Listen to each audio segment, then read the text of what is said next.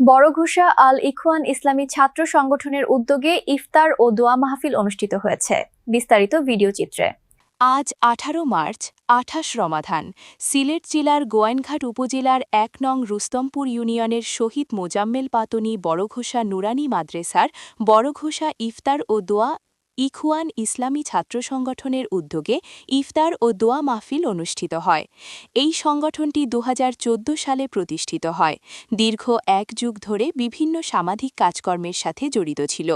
এই সংগঠন প্রতিষ্ঠিত হওয়ার পর থেকে মাদ্রাসা মাঠে ৬ বারই তাফসির আয়োজন করেছিল।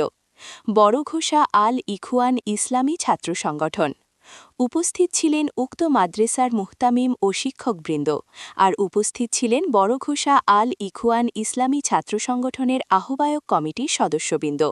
স্বাগতিক বক্তব্য রাখেন ১ নং রুস্তমপুর ইউনিয়ন ছাত্রদলের সাধারণ সম্পাদক বড়ঘোষা আল ইখওয়ান ইসলামী ছাত্র সংগঠনের যুগ্ম আহ্বায়ক জনাব আবুল কালাম আজাদ।